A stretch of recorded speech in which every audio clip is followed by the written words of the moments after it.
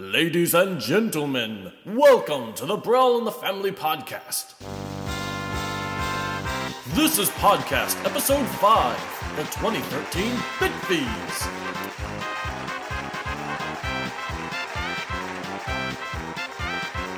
And now your hosts, Chris Seward and some other guy. Hello and welcome back to the Brawl in the Family podcast. We are back and ready to rock. That we are. This is a kind of a special episode, as opposed to our previous podcast where we'll have kind of one featured game to talk about. In this one, we are doing our big, star-studded 2013 year in review, with a look back on our favorite Nintendo games from last year. Indeed. So as always, I am your host, Matthew Taranto, and with me is Chris Seward. Hi there. We will start with best visuals. For this category, I was kind of thinking, you sort of have to split things into two categories, because, you have the 3DS on one hand, and you've got the Wii U on the other hand. Obviously, the Wii U is the HD system and such. For the 3DS, though, I guess there wasn't really one super standout, gorgeous game to me for the 3DS, but I think overall, I liked Fire Emblem Awakening's visuals. Even better than Zelda's. Well, Zelda ended up looking a lot better than I thought it would. Upon initial reveal, I was kind of like, this sort of looks like new Legend of Zelda, and I'll bring that up a few times throughout this podcast. But I was a little worried at first because everything looks sort of rotund and generic, and I didn't like the way Link looked, compared to Link to the Past. When the game came out, though, I do think that the game was kind of deceptively handsome because it flowed very well. I think it was 60 frames per second. It controlled super well, and the animations were nice, and it did look very good. But I went with Fire Emblem Awakening in the end for my visual category, kind of for a combination of art and functionality. And to explain that, I think that Fire Emblem has these characters, it's got like 40 or so playable characters, and it's got to have each of them look distinctive in 3 different styles, which is the hand-drawn giant, 2D sprite, the in-battle 3D polygon, model, and of course the tiny little 2D sprite on the map itself. Right. And I think that's no small task to take these elements and to take these art design features of a character and be able to translate them so well onto the small screen to make everything look really clear and really concise while still while still capturing the elements of those characters. They did that very well. I think the one thing about the art design that I don't know about complain about, but do you notice how small everyone's legs are? I mean, geez. Yeah, everyone brings up the feet thing. They're so tiny. They are. They look like little peg legs. Which is fine, but I know it's the style the game's going with, and the game does look fantastic. It is somewhat questionable. I guess I'm kind of used to that thing after playing games like Wind Waker, where people did have those stubby little legs, and I think Bravely Default is a more recent example, where it's kind of a little bit based in that kind of chibi sort of thing. But yeah, with Fire Emblem Awakening, I guess the proportions were more realistic in general, so it looked a little weird having those stubby toes. Yeah, in Wind Waker, everyone's body has a unique shape to it, but in Fire Emblem, it looked like the upper torso is kind of realistic, sort of, and then they just kind of shrunk the legs a bit. Yeah, I guess that's true. That was definitely an art design quirk for sure. Yeah, but it is a beautiful game. I think I would agree with you. That was probably the best looking 3DS game of last year. I thought Zelda looked really fantastic most of the time, but particularly in the cutscenes, you could really see a lot of the shortcomings of the visuals. Mm-hmm. I don't know if they should have had a slightly nicer models for when they went into the zoom in for the cutscenes or something, but it was acceptable. But overall, I think Fire Emblem is definitely the best looking 3DS game. All right, well, cool. Now moving on to the Wii U visuals, we had a few games come out this year that they look pretty nice, and Nintendo finally has embraced the HD generation at this point. Yeah. And it gave them some difficulty. I think Pikmin 3 was actually delayed for quite a while because they were trying to get the feel for that down. But there's Pikmin 3 and there was Super Mario 3D World was also a really nice looking game. Yeah. And at the beginning of the year, I think we had Game & Wario, but I don't think that was particularly lovely. I really enjoyed Game & Wario. Maybe we'll get into that later. Maybe not for the best Well, graphics category. I mean, for visually speaking, is very similar to the WarioWare, quirky style, which has its charm. Yeah. But for me, I think the winner of the Wii U visuals has got to be Pikmin 3. Yeah, I think there's really no question about that. Everything from the fruit to the juice to the juice. I know, just the way the juice pours into the little capsules is just. It just like sloshes around. It mixes a little bit. Makes you want to drink it.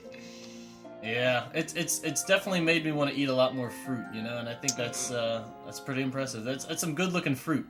Absolutely. Yeah. Beyond that, I really like the way the water effects look are just fantastic. Like especially when it's raining. Everything has this sort of slick sheen to it, and it looks like super convincing. I've never really seen that kind of effect in a Nintendo game before, and I think the lighting also works really well with that. Like when you're using the target, like the pointer thing, you're looking around and the light's kind of reflecting off all these surfaces and stuff. I think it's some sort of new lighting engine they're doing too. But Pikmin 3 definitely ended up looking really nice. So. For the best graphics, I actually might consider Luigi's Mansion.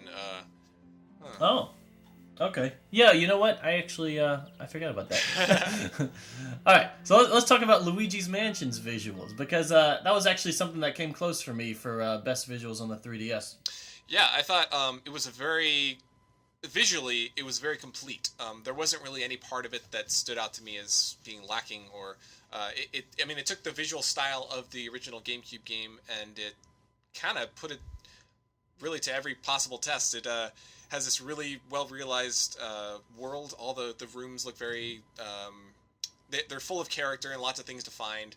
I like how you can really manipulate a lot of the things in the rooms to like look under them or pull them aside or find the secrets. And the ghosts have a lot of character. I might like the designs better in the original, but we can discuss more about the game after the visuals, I suppose. Yeah, I think what Dark Moon did really well regarding its kind of comparison to the first one was it sort of gave a little more personality to everyone, especially Luigi. I think they did a good job kind of fleshing out Luigi a little bit and having him react really, realistically and kind of funny to everything. And like you said, the ghost, there weren't like a lot of different ghost enemies, but they got a lot of mileage out of those, like the green ones, because there'll be like one showering or there'll be one fighting you with a rolling pin or something. They kind of do these kooky little Disney Haunted Mansion kind of activities, that are sort of silly and they have a lot of personality. So yeah, that was something that I think Next Level Games really knows how to deliver characters with a lot of personality through their animations. I think that's one of their strengths. Absolutely, and that's why I'd love to see them come back and do another Punch-Out game, or heck, any other game I would look forward to seeing from them. Yeah, I've been wanting a sequel to Punch-Out ever since the Wii one came out. I still play through that like every year. It's a great game. I think the only thing it could have used was maybe like a time attack mode or something. Oh yeah, that would have been cool. They do keep track of your best times for each individual boxer, but yeah, a few more little challenges would have been nice. But yeah, I'd love to see another Punch-Out. Very addictive. So yeah, I'm not sure I would like change my decision from Fire Emblem, but I think Luigi's Mansion is certainly up there. Yeah, it deserves a special mention. I think for sure. Yeah. I almost forgot about that, so I'm glad you reminded me there. All right, so those are visuals. Let's talk about the music. Zelda is clearly my favorite soundtrack of the year. It recalls a lot of tunes from Link to the Past, which at first might sound a little off-putting. Certainly the concern was that it would rely too much on what Link to the Past did and not really grow into its own, but I think it really did. It surpassed all expectations by putting new spins on old themes.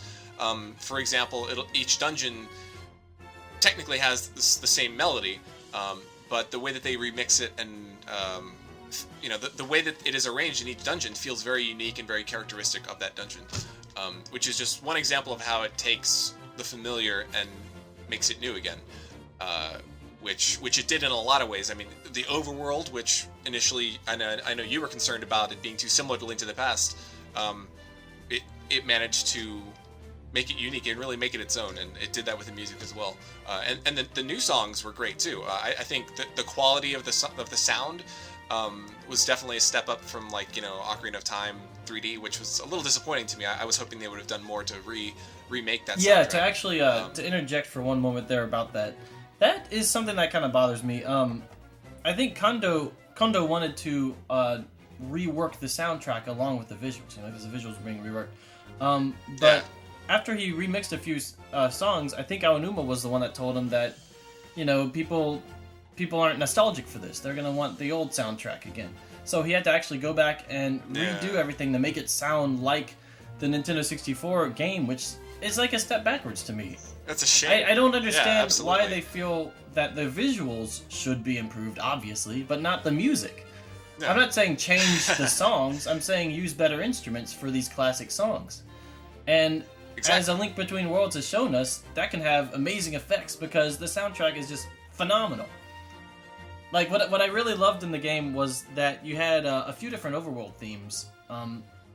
There was kind of a starting overworld theme at the very beginning. Then you get kind of the main one. It sounds really good and all, and it has like a new bridge and stuff. But then after you get the Master Sword, this really triumphant, really triumphant songs suddenly burst in for the rest of the game, and it's like, oh man, this is awesome. It really kind of helps drive the narrative. In addition to being really well mixed. So I have the composer up. The guy's name is Ryo Nagamatsu, and he actually worked on some songs from Galaxy 2 and Mario Kart Wii, actually. So I hope to actually hear him more, because he did some great stuff with Kondo's Foundation. Totally.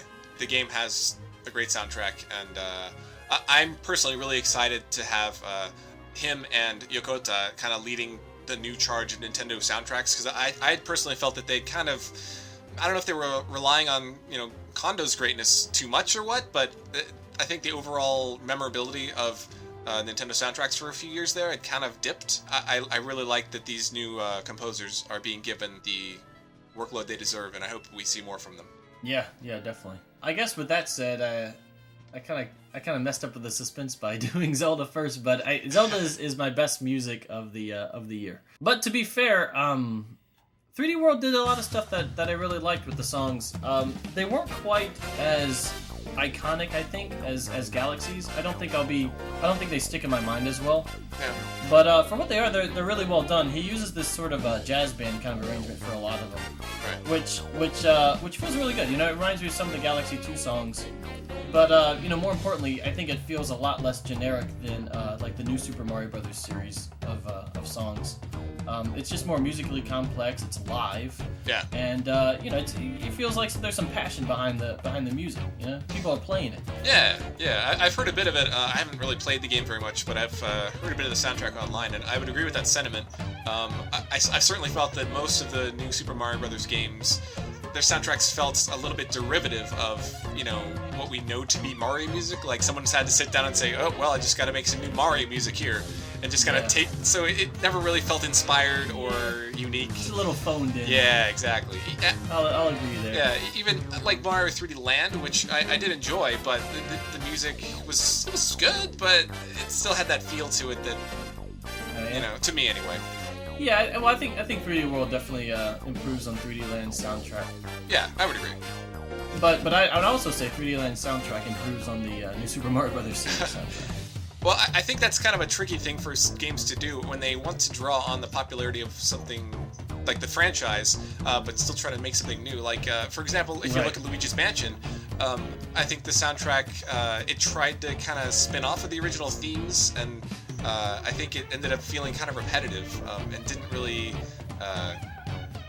I don't know. I don't know if there wasn't enough original tracks to keep me interested or what, because sorry, go ahead. Well, at first I really liked the sound of it, but I started hearing the same things over and over.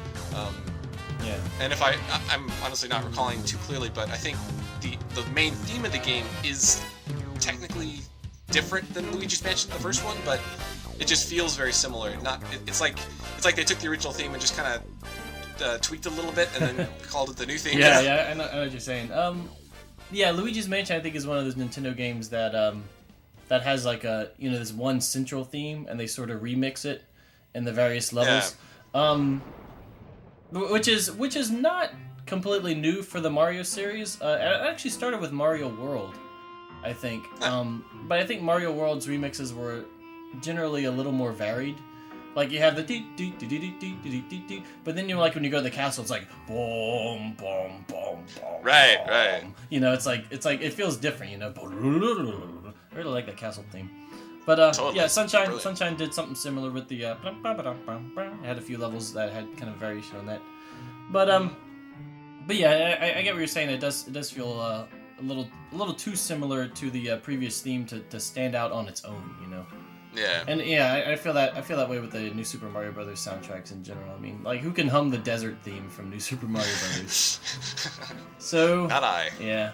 All right. So I guess from what you've heard, you would say Link Between Worlds as well.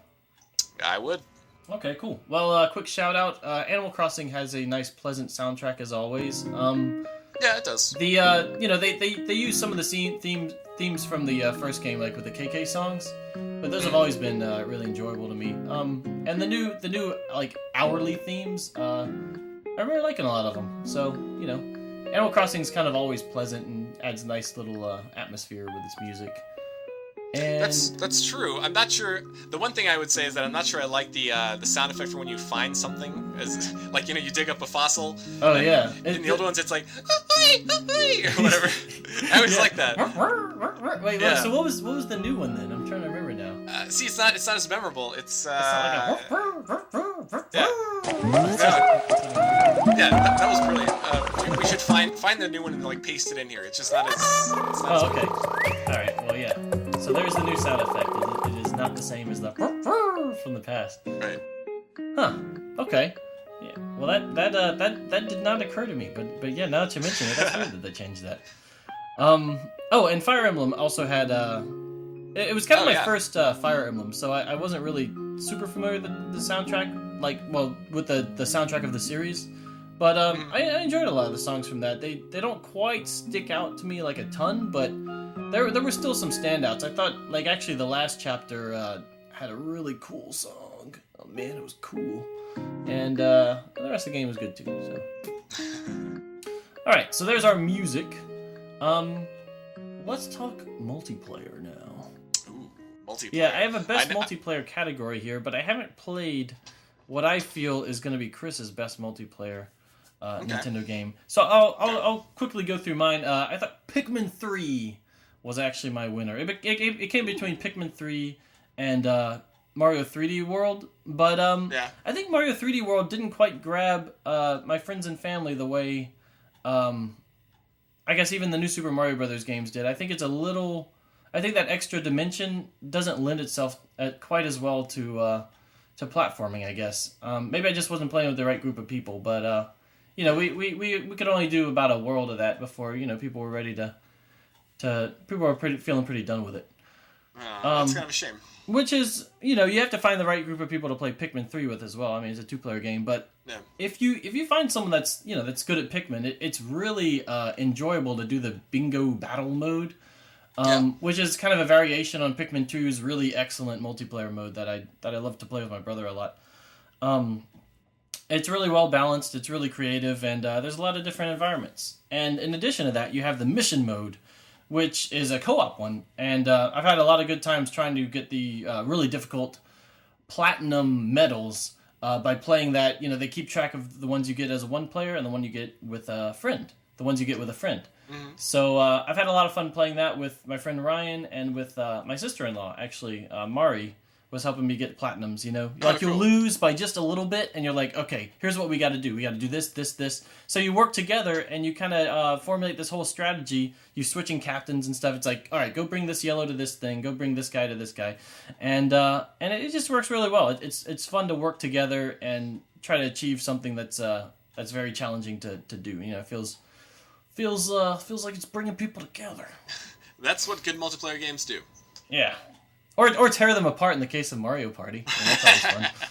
I love that game.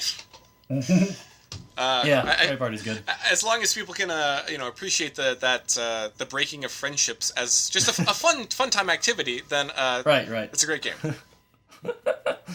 Yeah. So how about you, Chris? What multiplayer game are you just dying to tell us about? Well, Matthew, that would be Game and Wario. Game and Wario. Yes, it's in my opinion, it is a very underappreciated game. It's pretty brilliant. I think if it had twice as many minigames as it does, it would be a AAA title. Nice. It's just a really creative game. I think it makes really innovative use of the Wii mode, or the Wii U gamepad, and in a way that, unfortunately, I haven't seen enough games do. I'd love to see more creative use of it, because as it shows, you can have a simple game, a really simple game, like I don't recall the name of it, the one where, you know, the featured multiplayer game in Game & Wario is the one where the one player is the spy, and they control the spy in a little in a scene that's populated by many similar-looking characters, and their goal is to collect a number of fruit that are scattered throughout the level, and the other 4 players have to try to identify who that player is. So they have to pick him out of the group of, you know, like 100 different characters on the screen. So it's just very. You get to you have to mask your movements to blend in with the crowd, and you know, try to distract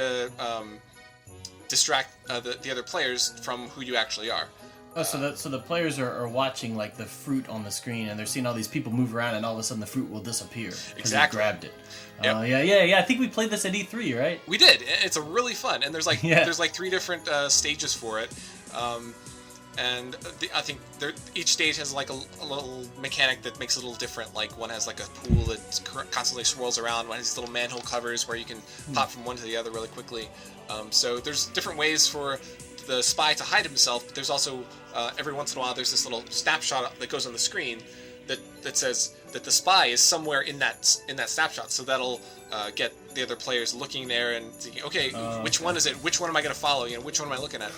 So it's just a lot of interesting mechanics that you can't really do without the Wii U gamepad, and that's just one example of the creative things that the game does. Unfortunately, there's not enough games like that, not enough mini games. There's really only a few, like I think it's only 3 multiplayer games in 3 or 4 multiplayer games in Game & Wario. Most of them are single player, which are actually still fun to simply play in a group and pass the controller around. They're all pretty unique and interesting. Like there's this like puzzle game. You're essentially just putting together these little patterns into a puzzle, but there's like there's dozens, maybe 100 different puzzles you can do. So you know there's a good variety in some of them. And there's like a Pictionary kind of game too, right? Yeah, that's a fun multiplayer one too. So one person has the Wii controller, the Wii U pad, and they're drawing on it. It's essentially Pictionary. Yeah, I like that because you know you can't really do that with just a regular controller. You can't draw on it. So yeah, and the word bank is pretty good too. It's better than those Nintendo word banks that we used on what's that website? iSketch. Yeah. Oh man, they had some weird ones. They had like Crash in the Bowl. I know. It's like, where do they get these things? But the one in Game & Wario has some funny words. It has some pretty much all the words it has are ones that you can actually draw. So are they like Nintendo stuff? I think some of them are, but some aren't. Oh, okay. And you can't really choose a word bank. There's just a pretty good sized bank of words that it just provides you with. And the music in the game is actually pretty good. It's kind of kooky and bizarre, but the tone of the game. That sounds about right. The tone of the game is what you'd expect from a Wario game. I think there might be 1 or 2 mini games that you won't really go back to, but most of them have pretty good replayability. I think if you can pick up the game for a reasonable price, it's certainly worth it. I mean, if you can get it for $20, I'd say it's easily worth the investment. It's one of the best times that I've had on the Wii U. Well, cool. I always enjoy hearing about kind of these underdog games, so I'll keep my eye out for it. I think Game & Wario, when it came out, I guess it didn't do like spectacularly or anything, which is kind of a shame. I feel kind of guilty for not picking it up because I'm kind of one of those people that keeps saying Nintendo needs to do more with the gamepad. And with that said, like Nintendo Land is still one of my favorite games on the system. Yeah, which is funny because that's like the Wii Sports of the Wii U. It's the game that's supposed to show everyone how it's done. Hey, here's all the different ways you can use the controller, and yet so few other developers have really done anything interesting. There have been a few actually. There was the Deus Ex director's cut of the new Deus Ex game on the Wii U, and apparently it's really good. They actually made good use of the controller and like to hack terminals and stuff. They added new content, and unfortunately, I don't think it sold that well. But I think that's an example of what I would like to see. Yeah, that's a good way to do like an enhanced port kind of thing. And I still hear people swear by Wonderful 101. Oh, I haven't played that still. Oh, well, I think we played it at E3 briefly, but... Yeah, I kind of wish I'd been able to like, it just came out at a time when I was really busy, and I could not get around to it. I'd like to one day, because I still hear people just talk about how much they love it. Yeah. And it uses the gamepad, so... So what's not to like? Cool. What's not to like? All right, so that's our multiplayer. Let's go on to kind of a quick one. This probably doesn't require too much discussion, but longest time spent playing. This is easier to keep track of these days, because both the 3DS and the Wii U keep track of how long you spend playing each game. According to my 3DS, I have spent the second longest time this year playing Fire Emblem Awakening. Oh. And I guess the reason for that is because I think I restarted the game right when I beat it. I played it again on hard. I was like, I like that. Let's do it again. So I played it again on hard. I haven't beaten it on hard yet, because it took me a lot longer to do a perfect run, which is, well, I don't know if that's what it's called, but I'm trying to not have anyone die. Right. So I've been restarting if I lose a character. I'm enjoying it. You could do all these. You could reclass people into different things. I'm trying out characters and relationships I didn't try out the first time. Mm-hmm. So it's got good replayability. It's really enjoyable. Mm-hmm. Haven't touched lunatic mode yet, though. I hear that's got to be insane. I hear it's just brutal.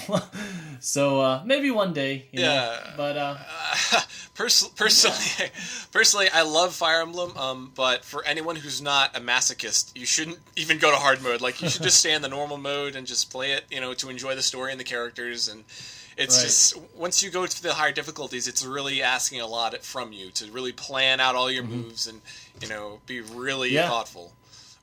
It's demanding. It's demanding for sure. Which is really cool, but it's not for the faint of heart. Right.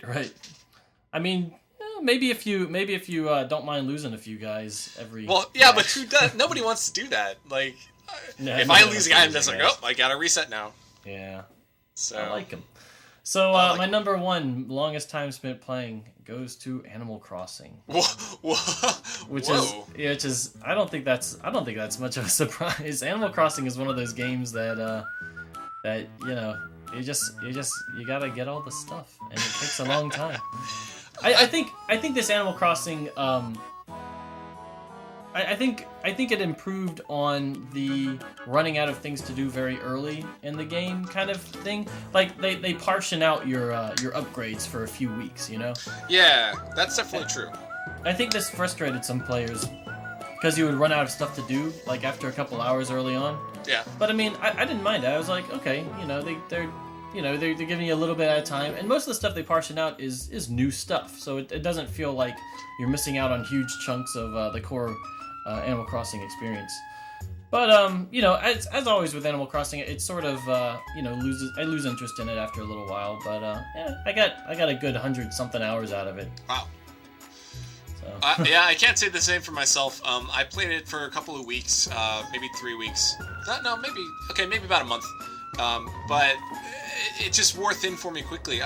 On one hand, I'd say it's probably the best Animal Crossing game. I actually completely agree with you that they did portion out they staggered the release of the new buildings that open up and the new things you can do pretty well. Yeah, I think it added a lot more than City Folk did for sure. Yeah, and from that perspective, it makes the progression feel much more natural, and you're always looking forward to whatever new is going to happen. But I definitely still felt kind of burnt out. The impulse to just collect things and design things for me is not that strong. I've played at this point in my gaming career, I'm kind of burnt out on collecting for the sake of collecting. If I can still enjoy a well-designed collecting game. Look at Banjo-Kazooie. I could play that and enjoy it. Because it's really based around the collecting as a core gameplay mechanic. Finding the jiggies and... Right, it's the Jiggy is more of like an end goal towards doing something interesting. Yeah, but just collecting things for the sake of collecting things, I can't really excite myself for that anymore, really. So maybe it's... Yeah, I can kind of understand that. I think, at least in part, it's just me being a little bit jaded as a gamer, maybe, but it is a very good game. If you haven't played an Animal Crossing before, you can probably lose a lot of time playing this one. I like a lot of the additional customization that they added. Like you can add a lot of just character to your own town if you put the time in, that you couldn't in previous games. And I played a bunch with my friends on the island. Like there's all the mini games that are pretty fun for a while. They're a little bit exploitable, like in terms of getting a lot of bells. You can just go to the island and get tons of bells. Yeah, I forgot about that. Yeah, the island is a little too powerful, I think. It does kind of break the economy. Like those crazy scarab beetles are everywhere. Yeah. You can just farm those beetles for hours and make infinite money essentially. But I mean that's okay, I guess. But I don't know. Just for me, the game lasted a few weeks and it was nice, but I wouldn't not recommend it. It's definitely a good game.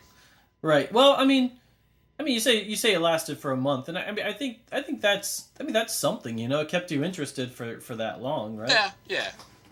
Animal Crossing actually is one of the best-selling 3DS games. I hear 18% of 3DS owners have Animal Crossing. Yeah, 7 million copies sold so far, I think. Yeah, that's pretty high. So yeah, pretty impressive. But yeah, I think I agree with you where it's sort of after a while it starts to feel like a little bit of a chore just to get new things, where it's not all that rewarding. And it's interesting that you bring up that element, because I think one of the elements for games that I used to really be into, but I'm not anymore, is actually in like customization and editing, things like building your own stuff. Yeah. And I think it's a big thing, reason why I've never gotten into Minecraft, because at this point in my life, I feel like if I'm spending a lot of time building something huge or grandiose, or in the case of like Guitar Hero, learning how to play this song, like super hard song, so well that I can do it, without, messing up or whatever, which would take hours and hours. I should be spending that in building something real or designing a real town, or developing a real town. So it kind of straddles the line between fun and work, I guess, at a certain point. I'm not really sure where I stand on that when it comes to certain aspects in games, I guess. I'm not sure either. I think, at least in part, that sort of mechanic it's geared towards younger players, perhaps, just from the perspective that, they haven't really had that experience before, and I think it's easy for someone to get into the... I think the whole collecting or skill building appeal of games like that appeals to something innate within us to like want to build something and to increase your aptitude at something. It's just this vague instinct we all have, I think, that it really speaks to. Yeah. It's a little weird to me though, because I like really hard games. Like I like really hard platformers, but at the same time, I don't know. Just I guess for some genres, I don't feel like putting in the effort to develop like a skill that would take, I don't know, like a lot of hours and not enjoy it. To me, that might be because like a tough platformer really it'll have clever levels and it'll have mechanics that take some skill to master, and getting through a level really requires you to just think it out well and time your jumps well and that sort of thing. It's not really going to require you to do that same level 1,000 times to get good at it. Yeah, that makes sense. However, I'm still compelled to get shiny golds in Donkey Kong Country, so which is the time trial mode in both Returns and Tropical Freeze. That is really, like, the shiny golds are meant for like just people that do these runs basically flawlessly. So it is a mystery. I do not know myself. I couldn't tell you. I mean, I think it's definitely a mature perspective to say, why would I, make this big level of Minecraft if I could just, go make a game or something. Yeah. But yeah. I don't know. At least for some people, it's probably a release. Like maybe you work all day at your job and you come home and you just want to expend some creative energy in some easy way. And Minecraft is something you can do that. I'm not saying I don't understand the appeal of it. I mean, I can definitely see the appeal. I I feel like the older I get, the less that aspect of games appeals to me. Yeah, me too. Yeah. Oh well. Well, that was supposed to be a short category, but we got into existentialism, so that was fun. Wait, what was that category again? Oh, that was longest time spent playing. Oh, I'll briefly go over mine. Oh, okay. I think probably my second most was probably either Fire Emblem or Animal Crossing. I didn't actually beat Fire Emblem. I got pretty far in it, and I really enjoyed it. So I certainly intend to finish it. Okay. What was your number one then? Oh, easily Zelda. Oh yeah. I actually, as soon as I finished it, I started it again on hero mode. Yeah, me too. That's always a good sign. I did that twice this year. Yeah, it's a great game. It has a lot of replayability. I think the puzzles are really good. The world is fun to explore. Even though I played Link to the Past plenty of times and I know what the world looks like, it's still, it's just I love the open-endedness to it. I love that it's such a nice departure from previous Zeldas in that it lets you kind of do your own thing and it doesn't keep holding you up with these long cutscenes or anything. Yeah. So it just kept me playing, and I'm sure I'll go back and play it again sometime soon. And it's a really good game. I will say, although if I can mention a non-Nintendo game, the game that I played the most last year was probably Dota 2. I will just throw that in there. Dota, yeah, you've mentioned the Dota before. That's kind of been a popular game over the past year or so. Yeah, it's really easy to sink a few hours in here and there, and there's a lot of replayability to that game. Just I think based on the depth of the competitive gameplay. Yeah, that's typically what does it to make games last a while for sure. Yeah. All right, well, Dota 2 is your big non-Nintendo it's game that time sync. I would say so, yes. Cool. All right, well, we are almost done with our categories, but before we go into our final two, let's go to most anticipated. Ooh. For number 3, I put Donkey Kong Country Tropical Freeze. When was this list made? Yeah, I am looking forward to playing through Tropical Freeze and beating it 2 days ago. So, I already played that. It was excellent, by the way. I think I'd actually like to do a future podcast about the Kong and just I don't know, maybe the whole Donkey Kong Country series even. I think it's definitely a series worth talking about. My number two is number 9. Mighty number 9, that is. Because it's I don't know. It actually just released a video of it. It's looking really good. I helped fund the Kickstarter. I love Mega Man. I love what Inafune does. So game looks exciting, really good. And I guess everyone probably saw it coming, but my number 1 is Super Smash Bros. 4. Wii U and 3DS. Mostly the Wii U one. But I love the Smash Brothers games. I always am very anticipatory for the next installment and the characters that'll make it in. Speaking of which, how about that Little Mac? I'm really excited about Little Mac. He's a great addition. I think he makes up for the fact that Lucario is coming back. Oh man, we're gonna get some comments for that. And he's gonna be great. I'm really looking forward to playing as him. Yeah, Little Mac's kind of long overdue, I think. Interestingly, I was reading an article that was the Japanese fans' reactions to Little Mac, and half of them didn't know who he was. Yeah. And a few guys were like, "Oh, cool," and then another quarter or so were like, "Oh, this is horrible. Why are you putting this guy in, Sakurai?" So just to let you know that the Japanese fans are just like us. they overreact and they kind of freak out about things. So that's cool. What's funny about Little Mac is I always thought King Hippo would be a better Smash Brothers fighter because he's got a little more personality. But after seeing Little Mac in action, I kind of feel like this is good. He's got a nice, like, he's not too wacky or anything. Yeah. But he's got this nice sort of design element in place. Like it's clear that he's like this really kind of brutal and fast pugilist, which I think is really cool. And the trailer and Sakurai's comments made it a point to say that he's not very good in the air, but he's really good on the ground. And we haven't had a character like that either. So I definitely am excited for him, and I love the Punch-Out series. So I think he's he's earned his spot on this roster. Absolutely, I agree. Okay, so anything you're looking forward to this year, Chris? Anything? Yes, there are a few things. One of which would be X, the new Monolith Soft game. Yeah. I think that looks really interesting. I wasn't able to play Xenoblade. Right? Yeah, I looked to get it, but they're all really expensive now, so didn't happen. But I think it looks like a really cool game.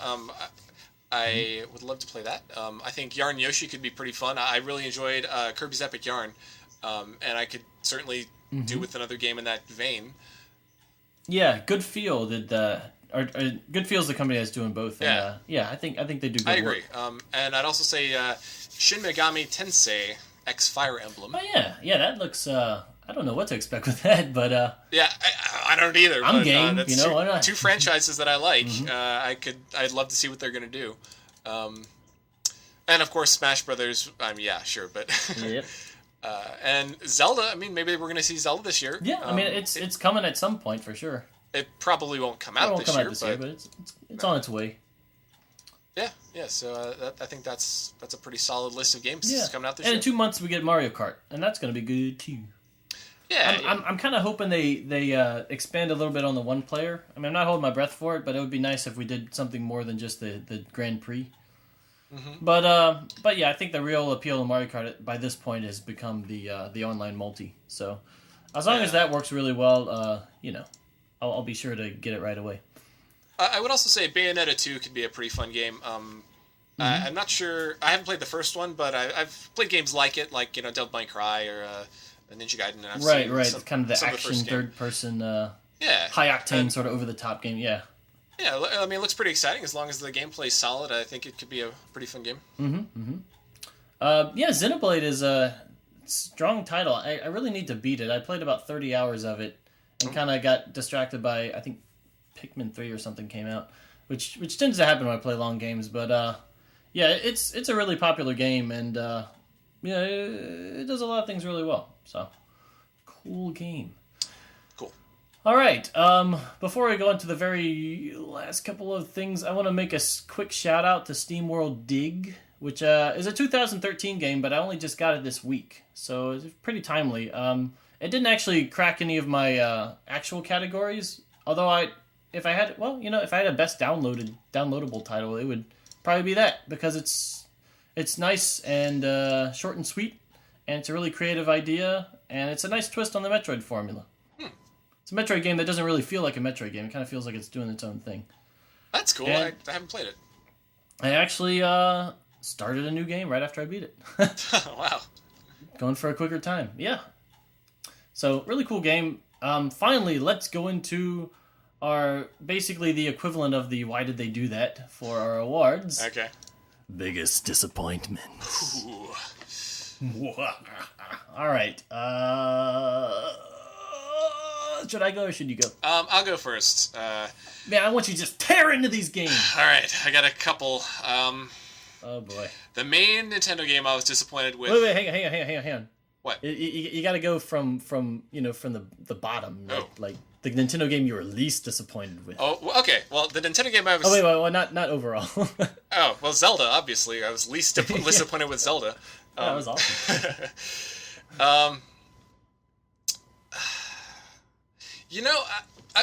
A couple games that I played this year, I kind of have middling opinions about, like Pokemon and Animal Crossing. They were really hyped games that sold a lot, and they're well-made games, but just various aspects about them just couldn't really hook me for a long time. I only played the beginning of Pokemon, and I only played Animal Crossing for a few weeks, and I guess I was disappointed that, particularly Pokemon, that it didn't. I don't know. It feels like many Pokemon games are pitched as being a step forward, like a really new experience, but they all feel like the same thing to me. Well, I will be able to extrapolate a little bit on Pokemon, because it's either for me in this category or in my top games of the year. Whoa. But which one? I don't know. Yeah, although it's a mystery. All right, go on with your list of horrible experiences. Okay. I will take a slight detour to a non-Nintendo game briefly. That would be StarCraft II: Heart of the Swarm. It's the expansion to StarCraft 2 Wings of Liberty. In a nutshell, this story is absolutely terrible. Other things about the game are fine. I mean, the graphics are nice, and the music's pretty decent. Is the gameplay balance pretty good still? Not really. The StarCraft 2 gameplay overall has had some shortcomings that have really shown themselves in the last couple of years. It's just not really holding up in terms of being an interesting competitive game. I think if I were to say it in very general terms, if you're playing competitively with another player, it's very easy to lose the game. Like, if you take a game like Advance Wars or Fire Emblem or something else where, you're playing against someone else, or Smash Brothers, it's always a flow to the game, like, or Dota. There's always, okay, the game starts, everyone's on the same, footing, and then it's where you go from there is really what's going to determine who wins the game, and there's lots of ups and downs, and people get an advantage, and someone else can have a comeback, and, there's like a dynamic flow to a fun game in a competitive setting. But in StarCraft, there's so many things you need to focus on that it's very easy to lose very quickly to something that you didn't predict or you just didn't... Is it kind of easy to... there's like a point where the competition sort of shifts in favor of one player and there's no way to recover from that? Essentially, yeah. And the thing is, there's a lot of ways for that situation to occur. Oh, okay. I think it would benefit from a change to that. A lot of fans actually want it to be more like the old game, the old StarCraft, but I think it would benefit from growing into something better. I don't think they really have a good vision for the game, and that's really held it back from a gameplay perspective. That is what it is. I think the easier thing to criticize is the story, which is absolutely horrendous, and I think that they should be ashamed for putting that story in the game. I didn't think they could make a story worse than the first StarCraft 2 Wings of Liberty, but at least that one had some interesting characters and at least toyed around with something that could have been a good story. This one pretty much was the nail in the coffin for StarCraft's storyline. So, yes, that was very disappointing to me. Oh, dang. So back to Nintendo, though. I think my biggest disappointment was 2013, because honestly, I didn't expect much from Blizzard, so that wasn't really as disappointing as it was terrible. My biggest disappointment was probably Luigi's Mansion Dark Moon. Oh, no. Yes. Mamma mia. And I think that's because I expected great things, and I still do, from Next Level Games. Especially after Punch-Out Wii, I think I'm excited about them as a studio. I think they really showed a lot of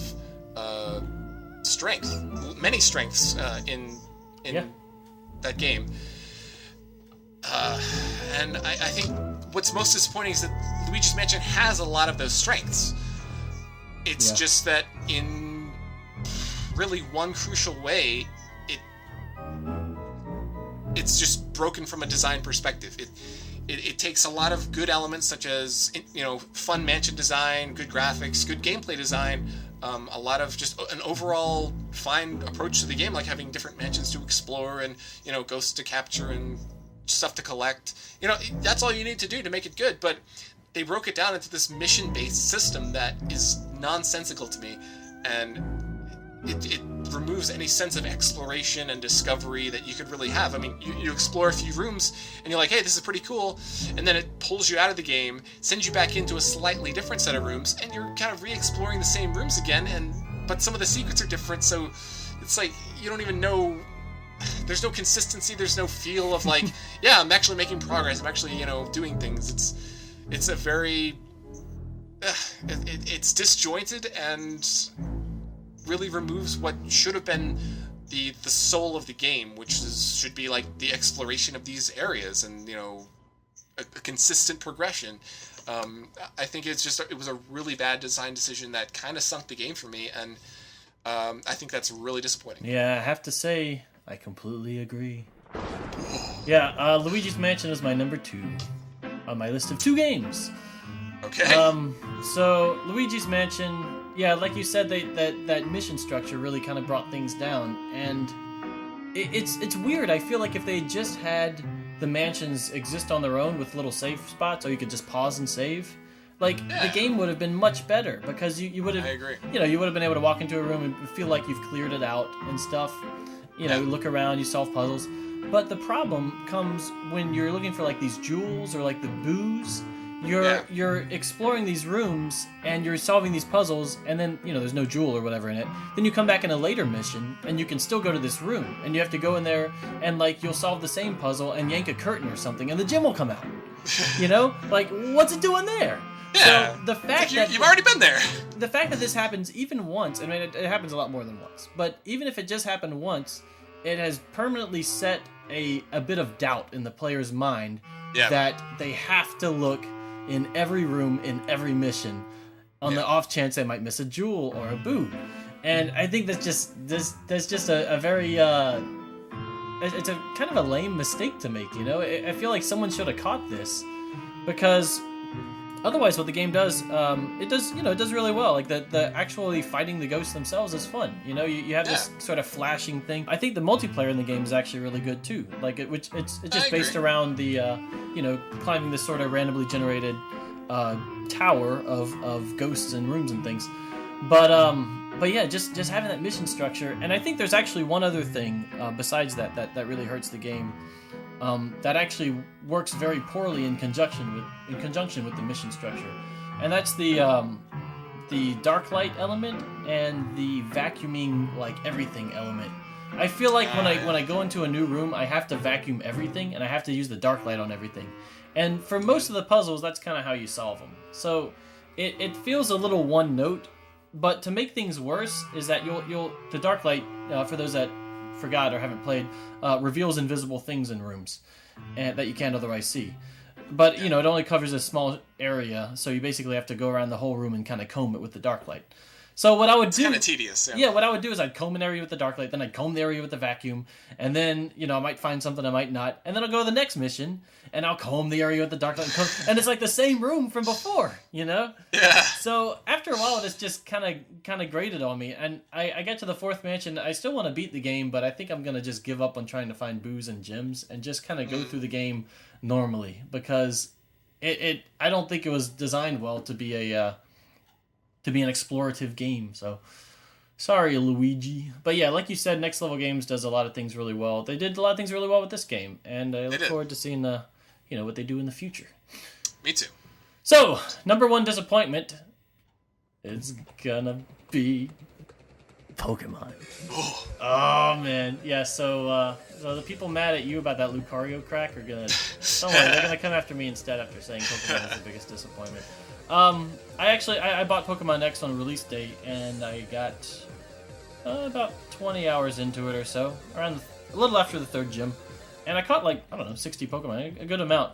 What this game did really well was it felt like I haven't played a Pokemon game since Gold and Silver, really. I haven't bought one because I haven't felt compelled to buy one, because it doesn't, reading up on each sequel, it felt like it didn't really add enough. But when X and Y were revealed, and it's finally have 3D battles and animations and stuff, and effort is being put into this game, I was like, okay, they're definitely trying to make this the next Pokemon, something really special. Right. So I kind of went in expecting that's what I was gonna get, and the visuals are very well done. The music is actually surprisingly good. It's got kind of this nice French sort of style to it. Mm-hmm. There's a lot of songs, and I actually like the new Pokemon a lot. They're designed well in general. I think the fairy new type is a good idea. Helps with balancing. But I guess the core problem, I think, is just either, I don't know if it's me or if it's Pokemon, but I just can't really get into the gameplay anymore. I felt like the core game was way too easy. All you really have to do for any battle is type match. Yeah. And you'll win. And that's what I did for the whole, I did that for 3 gyms. Nobody ever had more than 3 Pokemon on them. And they're almost always the same type. And I felt like I could just steamroll with everything with this one type of Pokemon. And so it felt like there was no strategy or any challenge to the game itself. But then on the flip side, you have the online battling, where you'll fight people who've done hundreds of hours of EV training and IV training and know all the tricks and stuff. And it's just the only way to compete is to sink in a ton of work into the game. It felt like there was no middle ground. There was no being able to enjoy the game while being reasonably challenged.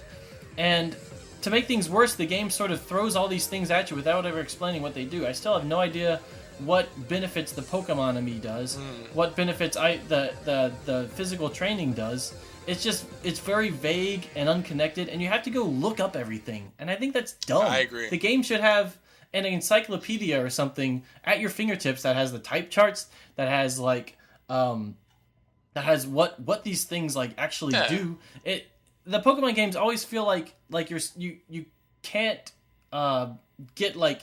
You can't get the most out of them unless you go look up everything, which I think is really silly. I mean, why should we do that in the first place? Well, I will make a slight objection to that, just based on the past. I mean, remember when we were kids? There was that excitement of like figuring things out on your own and hearing some sort of rumors about like, how the game works from your friends, and there was that mystery to it that was kind of cool back then. But for the past 15 years, you've been able to look everything up online, and I think. And it takes away something from it. I think it does. I think if that wasn't part of reality, then I don't think that would be such a flaw with the game. But I think you're definitely right that since that is a reality, you have to design the game to accommodate that. Like you can't design it in a cryptic manner that has these core parts of the gameplay that are just not mentioned by the game. That is really a problem. Yeah, no, I mean, I agree with you that was kind of a better time. I mean, like it was a really cool like element of gameplay, and I think quick side note, the game Retro Game Challenge on the DS really captures that element of gaming like really excellently. I don't know if I've ever mentioned that to you. Have I mentioned that game to you? Yeah. Like you're a kid in the 80s playing a bunch of fake like NES games. Right. We talked about it a few months ago. I think it was a really cool game. That it's. Let me rephrase that. It looks like a really cool game, but I haven't played it. Oh yeah. But I think the problem. I don't think Pokemon X and Y really apply because they kind of give you these things all from the beginning. Like there's this. The whole bottom screen is taken up by Pokemon-ame and by like exchanging things online and by the IV training, and it just doesn't like tell you what any of this stuff is. It's just like blah, here it is. It's not really like Chris Houlihan's secret room or like what's that book in Mario Sunshine? Right. What could that be? It's not really like a secret kind of thing. It's like just this core gameplay element that we're supposed to just somehow like know what it does exactly. I don't know. It just. So that it was kind of a combination of the game being way too easy in the single player mode and like way too esoteric and just impossible to compete online to where I couldn't really get any more enjoyment out of it. Beyond that, I think with RPGs it's okay if they're easy, if you're doing like really interesting stuff, but I mean, when you get down to it, you're still... It looks prettier, but you're still going through dungeons, you're going through towns, and everyone's dialogue is so bland. Everyone just talks about Pokemon. I love Pokemon. Aren't Pokemon great? And you have this group of friends, and I thought, oh, this is awesome. You have like this group of friends finally. You can hang out with them. That looked really cool at first. Yeah, but the whole time, like, you have this chubby kid who looks awesome, because like nobody in Pokemon is ever chubby. But then all he talks about is like dancing and Pokemon moves and Pokemon love to dance. He's like, I just love these moves. And it's like, come on, dude, don't you have like any aspect of a personality beyond this one trait? And so you have these two girls, and they pretty much each talk about like one thing too. And I don't know, it could have been so much more. It feels completely un-Nintendo to me, like the way the writing is. Which I think is because I don't think Nintendo internally develops these. I think Game Freak is technically separate from Nintendo, but the writing is just so like it feels like it's not quite as bad as 8-bit times, but it's like 16-bit kind of era, and not like Final Fantasy 3 good 16-bit RPG. It's like it just feels very basic, and nobody ever tells jokes or anything. It's just like I don't know. It's just so blunt. And they're gonna be starting that camera in the city, which is like always. Oh yeah. Yeah. So there's a all right. Anyway. So I'm sorry, but it's gotta be Pokemon X. I traded it in, guys. I felt bad. You've presented a well-reasoned argument. I really can't argue with you. I traded it in towards Donkey Kong, and Donkey Kong is fun. So I'm afraid that's how it goes with. Oh, but on a lighter note, let's move on to our top games of the year. Okay, I'm excited. All right. I want to start with my number 5 because we haven't mentioned this yet. Okay. It's Phoenix Wright, Ace Attorney, Dual Destinies. Whoa. Chris, did you ever get Phoenix Wright? No, actually. You're still deciding. You're still deciding. Yeah, I still have that gift card. You know, I should probably just someday get that you will game decide. because I've heard good things about it.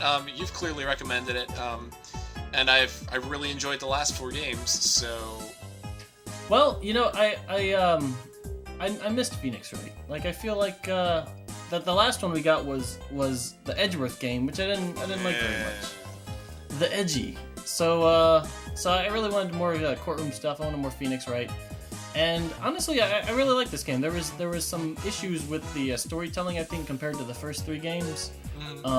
Just in that I feel the murderers, like the murders themselves, are a little too convoluted and weird. Yeah. But on the plus side, the writing's really fun. The characters are really good. There's a couple standout cases that I really enjoyed, and actually the DLC case is really excellent. One of the best ones in the game. Yeah. There's 5 in the main game, and the DLC case. Cool. And just Phoenix Wright fans, I think would definitely like it. And the game moves to 3D really well, like way better than I expected it to. Like the expressions and the sprites and stuff, they're definitely using like some sort of, I don't know, squash and stretch or like replacing things or something.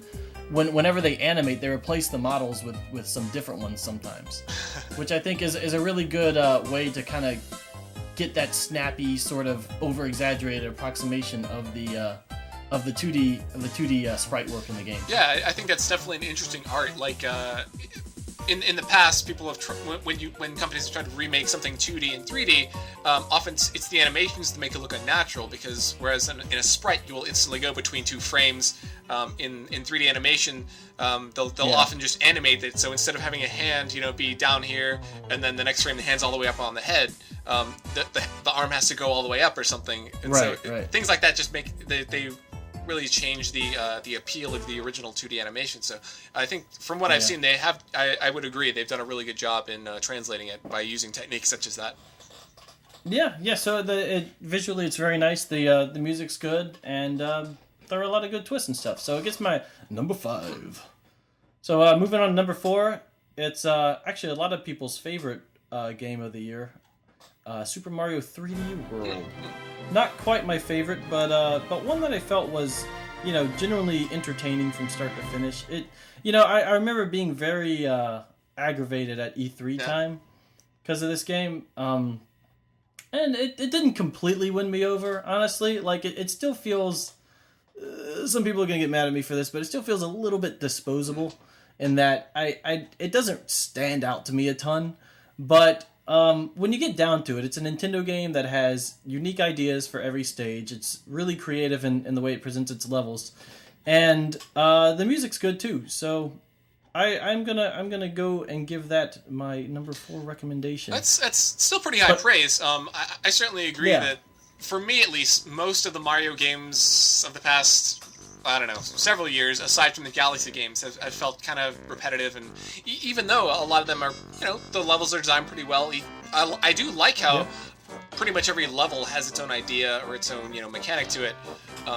So from a gameplay perspective, it's, it's still well designed, but I think the word disposable is honestly pretty accurate, just because, you think back to the greatest Mario games, and each one is just like, this grand adventure, not just like a big world to explore something, but even like the old, like Mario World or the Yoshi's Island, Mario 3, like, it's just the density of the greatness is so incredible.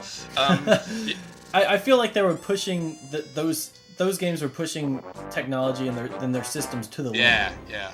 Like, they felt big. Mario 3 felt enormous compared to NES totally, games. but then and these 3D World does not feel enormous to me. All the new Super Mario Brothers games to me have not felt enormous. They felt limited and constricted for some reason. Well, I will say this about 3D World. It's by EAD Tokyo instead of whatever team is handling New Super Mario Brothers, and it feels like a kind of between the quality of New Super Mario Brothers and Galaxy. Okay. So I would hesitate to lump it in with the New Super Mario Brothers games, even though it does kind of have some of those flaws. Yeah. I feel in general it's more creative and more well done than those, and that's why it gives my number 4. Okay. Number 4. Okay. So number 3 is Pikmin 3, which I liked so much. I'm still playing it. Actually, I got all the DLC. I'm trying to get platinums on everything. It's really demanding if you want to get the platinums in the little stages. You have to do all this multitasking. I just love the multitasking. That's cool. That's cool. It's just exciting. So, not too much more to say about Pikmin 3. It was a little short in the one-player mode, but I think the mission mode is actually my favorite thing in the game, and just really fun to do, and good multiplayer. Yeah, just real quickly, I think those are things that I would enjoy a lot about that game that I didn't actually experience. I played the story mode, but that was about it. So I think from your description, I would really enjoy that because the story mode doesn't really encourage you to multitask a lot. Yeah, not too much, unless you're going for like a personal high score. Yeah, but I think I'll check that out when I can. Yeah. I mean, the main game is good, but it gives you plenty of juice in general. Yeah. So you don't have to worry too much about running out of time. Right. But yeah, try the missions. They're fun. Usually you're a little lost the first time you go through a mission, and then when you replay it right after that, it's like okay, I see how we can do here, blah blah blah blah, and then it gets really addictive. So, all right. So people that have been paying attention could probably guess my top 2, but in what order? Who knows? Let's go to Chris for his favorite games before we do that. Okay. Let's see, my top 5. It doesn't have to be 5. Okay. Well, my top games anyway. Yeah. At the lower. How about you give us your top ones, your top several in no particular order, and then your favorite one. Okay, I can do that. Pikmin 3, I'd say, was on there. I think a couple other issues that I would raise with it were I think the controls could have been better. That's particularly using the Wii U gamepad. It didn't really feel like a good fit for that game. You know, when you have to switch back to the old Wii remote to play the game a little bit better, it just feels like I don't know. As one of the Wii U's first big games, I just would have hoped that it would have felt more natural to use the Wii U gamepad. Yeah, no, that bothered me too. You should definitely. I think the nunchuck and Wiimote are definitely the way to play with the gamepad as a map. But it is a little cumbersome, and it does feel a little weird playing a new game with the Wiimote. Yeah, that's true. So as you said, I would really like to play the mission mode and the extra things in that game that I haven't experienced yet. But overall, a good game. I would also include Game & Wario on that list. I think it was a really creative game, like all the Wario games, really. But it's overall pretty polished. Multiplayer is really fun, and the games have pretty good replayability. Just go back to now and then and kill some time, do some puzzles, try to beat a high score, things like that. Mm-hmm. I think its main problem is it just didn't have enough mini games.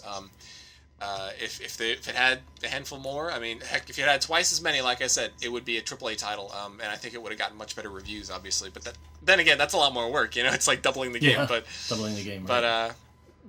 But what's there is very good. Yeah. I think you can get it for $10 or $20. I totally recommend it. Fire Emblem, as we mentioned, is an incredible game. I think it did a really good job with the story and characters. I really like to see compelling characters that, I don't know, don't feel really stereotypical.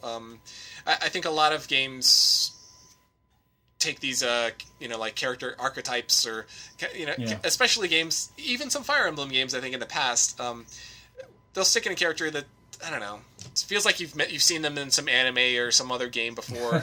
And to be fair, I think a couple of my least favorite Fire Emblem characters kind of fall into that category. Fire Emblem Awakening. Yeah, that's fair to say. I think for the most part it avoids that. Yeah. And you really start to be fond of the characters, and the way that the plot develops is fun. The world is well designed. I think it's obviously the music and graphics are great. I've always kind of wanted there to be more of a multiplayer aspect to Fire Emblem, and there never really has been. I mean, you can take your team and fight other people, but it's not really a compelling multiplayer design, I don't think. The similarity in the gameplay to Advance Wars makes me think maybe they could adopt something like that. I mean, in Advance Wars, you obviously construct units. But heck, maybe you can do that with Fire Emblem. Like, you don't maybe you don't have characters, but you have, a Pegasus and a, whatever. Okay. So I think if they had some feature like that, there could be some pretty good replayability. Because I loved Advance Wars as multiplayer. I think one thing that series did really well, not to get off on too much of a tangent, but it had the super meters that powered up when you lost a battle, really. So like, it gave the person who was kind of on his back foot they gave that person like an extra power to get them back into the game. So I think that was a really good mechanic that made the flow of the battles interesting. Yeah. Kind of like what I was saying with my talk about StarCraft earlier. I think that sort of mechanic, like to give the person who's losing a little more of an upper hand, can kind of keep the battles interesting till the very end. Yeah. Kind of like in Street Fighter. In Street Fighter, you get the ultra meter building when you take a lot of damage. So it always gives you and then if you can use that successfully, it deals more damage than if if they had lower health. So the further behind you are, the more powerful it is. Yeah, it's a little bit of auto balancing there, huh? Yeah. I think having those kind of mechanics will make a game interesting to the very end, rather than someone wins one of the battles and then the other player's like, well, I can't win now, I just got to give up, which happens in StarCraft. And I think that's something I really liked about Advance Wars, that if they just put a multiplayer mode in Fire Emblem like Advance Wars and just made it a little more Fire Emblem-y, personally, I think that'd be really fun. Cool. Anyway, there were a few other like PC games I really enjoyed. I will just mention one that I thought was really interesting, called Papers, Please. I saw a trailer for that. How is it? It's really cool. It's essentially a game where you play a border crossing guard in this kind of Soviet Russia styled country. And it's kind of like there's all these countries that have recently split apart, and there's like a burgeoning civil war between two of them. So you have to evaluate applicants to enter the country, and the rules constantly change. So at first you're just looking for passports, then you're looking for passports and entry permits, and then all these other things develop. And it's presented in a very simple way, where you're just the guard at the crossing booth. But it's an interesting story, and it kind of makes you reflect a lot on interesting issues and themes that relate to real life. And it makes you think, and it makes you feel, and it's a really good game that I think is a really nice example of really the renaissance of indie games these days, where just a couple people can make a brilliant game, which hasn't really been possible in a long time. So that's I cool. think it's a good example. I've actually wanted to try that out. Is that for sale, or is it like a free game, or? It's like $10, I think, on Steam. Okay, it's on Steam. Okay. Yeah, don't quote me on that, but I mean it's playable on Macs and PCs, I believe. So it's definitely worth checking out. Mm-hmm. Cool. And it's also another good thing about this and a lot of other indie games that I've been interested in is that it doesn't take a lot of time to play. Like you can beat it in a couple hours. It's not really the sort of game where you have to. Like it's not like Pokemon or Animal Crossing, or particularly Pokemon, where it's asking you to grind and do all this level up and all this stuff. So yeah. I think for me in this era of my gaming days, I really appreciate a game that can do what it's aiming to do in a relatively concise period of time without stuffing it with less than revolutionary and exciting gameplay. So it's a tightly designed kind of game. Yeah. That's kind of how I felt about SteamWorld Dig, actually. Kind of sets out to do one thing, and then it does it really well, and it takes a few hours, and that's it. Well, that's really cool. I actually I hadn't even heard of that before you mentioned it, so I'm going to look into that. That sounds like a neat game. Okay. Unfortunately, I think it was on sale last week for 50% off on the 3DS shop. Oh. So I got it for $4.50 instead of $9. Cool. But it sounds like you enjoyed Papers, Please in a similar way. It's like something that it's sometimes nice to have just a short game that knows what it's doing and is well paced. And it's just like that was a good experience. Absolutely. So cool. That's pretty much most of my top games. I have probably one more game I want to mention, but well, I guess I will say my number 2, and then we'll have our number 1.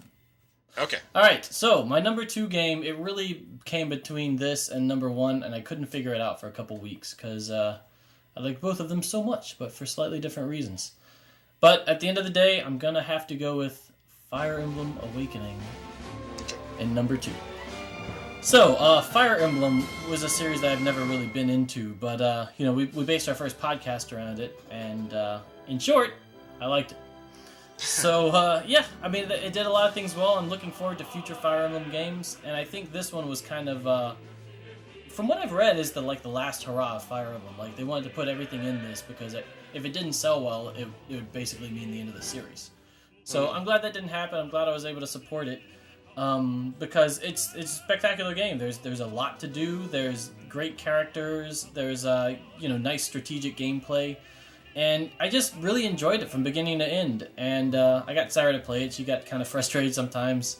But, she liked it a lot too. I love how you can have these character relationships, these marriages, pass things on to the kids. And it feels kind of like, it's a little weird because Pokemon has some of these elements. Like, it has sort of that customization thing. It has the breeding thing.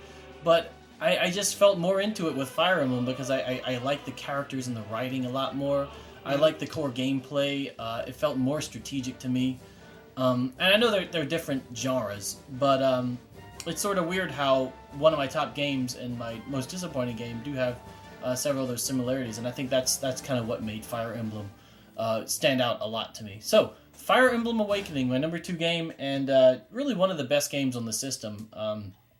Actually, might be my third favorite game on the system. Okay, yeah, one of the best games on the system. So yeah, try it out even if you haven't played Fire Emblem before. There's plenty of little tutorials and stuff to get you into it, and there's kind of an easier mode if you desire to have an easier mode. So I think we could probably say our number 1 at the very same time then, Chris. I think we can, yes. So, the Brawl in the Family top game of 2014 is The Legend of Zelda. A Link Between Worlds. That was great. Yeah, that's priceless right there. Yeah. Okay, so let's talk Zelda. Oh wait, let me give you some backstory because everyone likes an underdog. This game looked like it was gonna be super lame. It did. I was kind of scared of it at first. When they showed this at the Nintendo Direct, I was like, oh, okay, I guess that'll be all right. It's like new Super Zelda Brothers. Yeah, new Super Zelda. It's like, okay, I guess this can.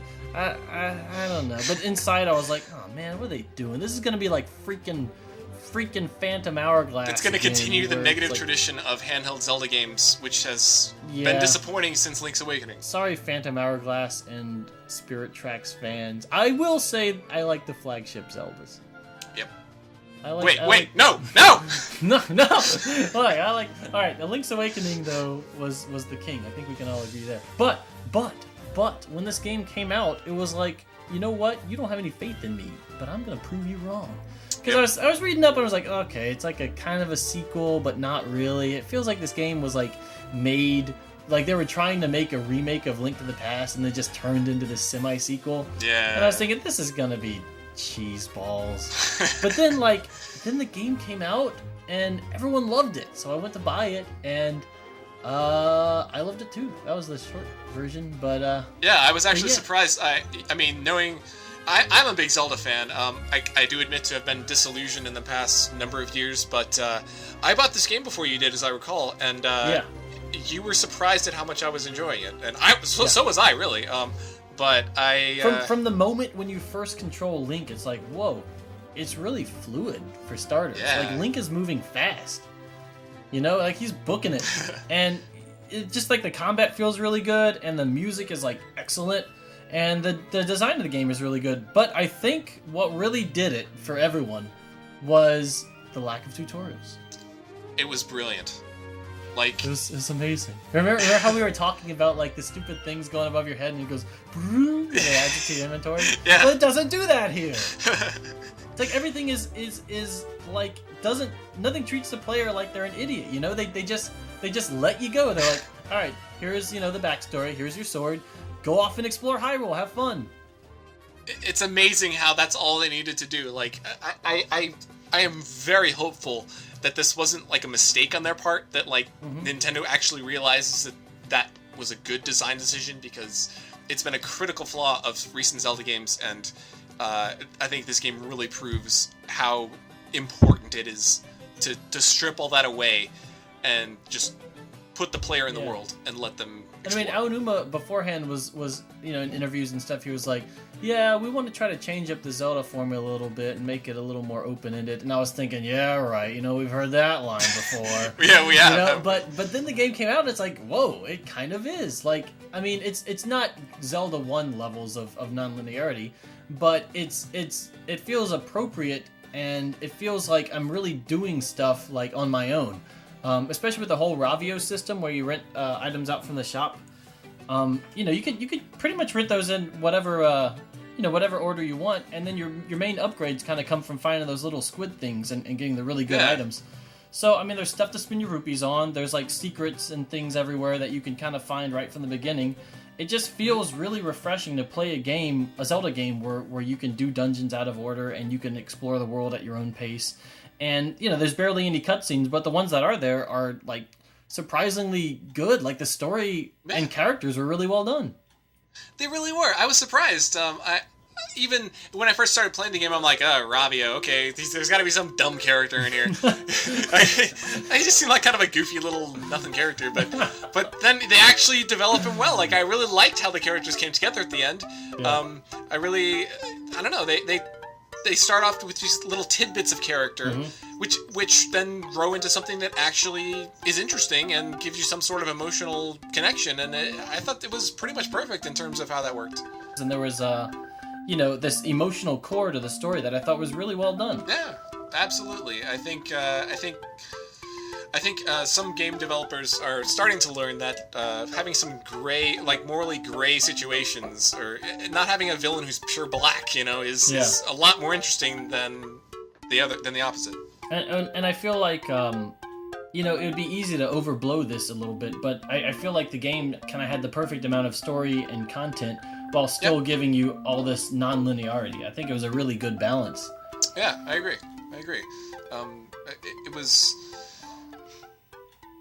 It was really beautiful.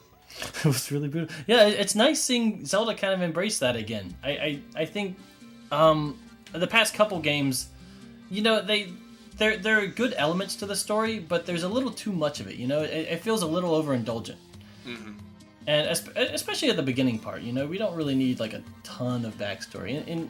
And in this game, it's basically, okay, we learn that Link is, he's an apprentice for a blacksmith, and there's a few interesting characters that, that you get to know. Oh, that was another thing I really liked, like the whole sage thing. Yeah. Like you get to know all of them before they become sages. I thought that was really clever. Yeah. So then when you're saving them, it feels like, okay, now I finally saved, so and so. You kind of feel good about that. It's not just like a reward at the end of a dungeon. Not just like an item to get. So I mean, there's really a ton of things that I really liked about this. The whole My system, I liked how the upgrades worked. That was really surprising. Mm-hmm. I like the Street Pass actually has a really cool little element to it.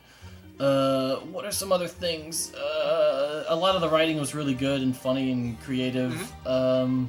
Shoot, man, like it actually improved on a lot of things from Link to the Past, which really surprised me. I thought it was going to be a step down.